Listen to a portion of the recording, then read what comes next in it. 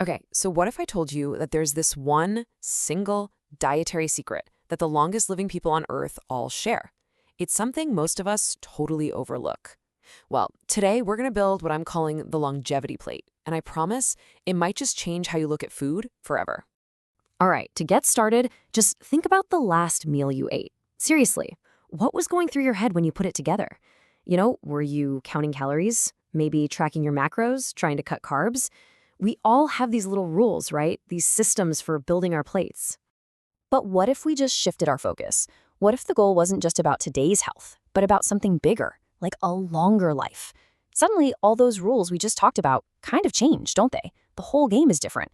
It's not just about how you feel today, it's about stacking the deck for the long haul.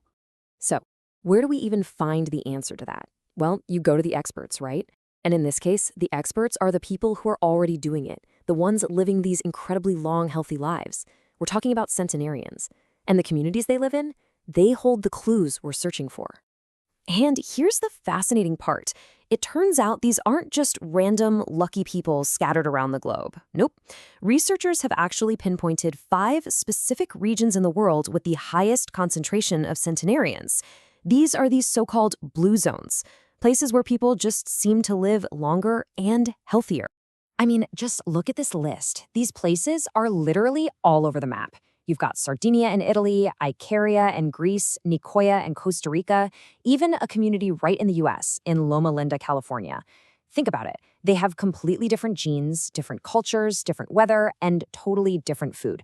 So, what on earth could they all have in common? It's a real puzzle. Yeah, that's the big question, isn't it? That's the puzzle we're here to solve. There has to be some kind of common thread, right? Some single dietary principle that ties them all together and explains this incredible longevity. I mean, just try to picture it. You've got a shepherd in the hills of Sardinia, a fisherman on the coast of Okinawa, and a farmer in Costa Rica. They've never met. Their lives are worlds apart. What single dietary rule could they all be following without even knowing it?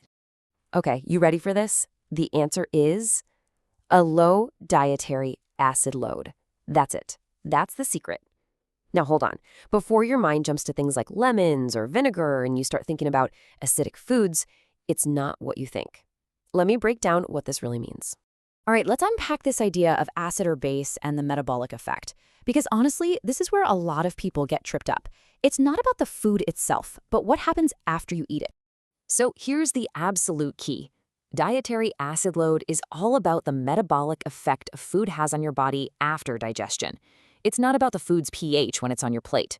Think of it like burning wood in a fireplace. You're not interested in the log itself, you're interested in the ash it leaves behind. It's the same idea here. What does the food leave behind in your body? And I have to be super clear on this next point because it's a huge misconception. This is not about trying to change your blood's pH. Your body is incredible at keeping your blood pH in a very, very tight range. It's not going to budge. What we're talking about is simply supporting your body's natural balancing systems. We're making its job easier, reducing the overall stress on the system. And here is the perfect example to wrap your head around this, the lemon paradox. You bite into a lemon, and what do you taste? Acid, right? It's sour. But, and this is the amazing part, once your body metabolizes it, the effect it has is actually base forming. It helps your body's buffer system. This is the whole concept in a nutshell.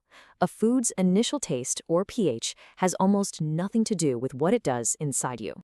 Okay, so now we know the secret, we get the science. The big question is, what do we do with this information? How do we actually apply this longevity secret to our own plate? Well, it's all about rethinking your diet. So let's just recap the key takeaways here. First, the world's longest living people all share a diet with a low dietary acid load. Simple as that. Second, and this is crucial, it's all about the metabolic effect of the food, not its raw pH. And third, remember the lemon. Foods you think are acidic can actually have a base effect inside your body. It's pretty wild, right?